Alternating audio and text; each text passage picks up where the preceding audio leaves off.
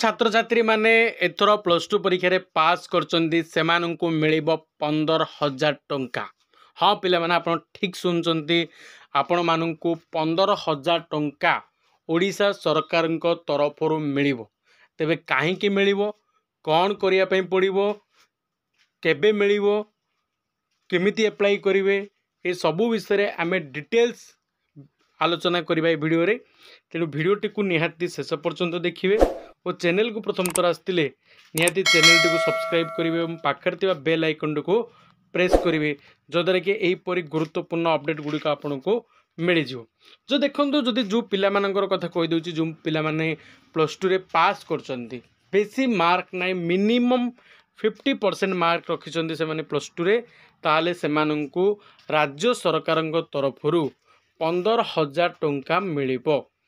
काहीकि मिलिबो जे राज्य सरकार दुईटी स्कॉलरशिप व्यवस्था अच्छी। जदि प्लस टू पास कला परे से माने जदि प्लस थ्री जॉइन हुअंती ताहले राज्य सरकार दुईटी स्कॉलरशिप, गोटे होची हमर स्टेट स्कॉलरशिप जो थरे कि होची SC ST MBC welfare department तरफ गोटे स्कॉलरशिप जो थरे कि हमर ओबीसी एससीबीसी पिला माननकु 8,000 टंका मिले एवं एससी एसटी पिला माननकु 12 ରୁ 13,000 टंका मिले।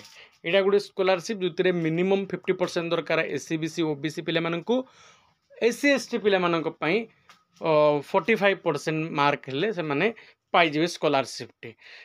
यही स्कॉलरशिप माध्यम तुमको 8 ରୁ 10,000, एससी एसटी हेतिले 12,000 टंका मिल जिवो। एवं आउ गोटे स्कॉलरशिप अच्छी ओडिशा सरकार जोड़ा हूँ तुम निर्माण श्रमिक कल्याण स्कॉलरशिप, जो स्कॉलरशिप माध्यम पिला माननकु 7,000 टंका लेखे मिले। मोट उपरे 8,000 स्टेट स्कॉलरशिप, निर्माण श्रमिक स्कॉलरशिप बा जाको आम लेबर कार्ड स्कॉलरशिप कहे से तुमको 7,000।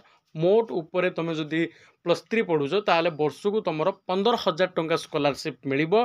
केवल ओडिशा सरकार तरफरु आउरी बहुत स्कॉलरशिप अच्छी जो स्कॉलरशिप विषय तुम मानक मु आगामी वीडियो रे कहबी।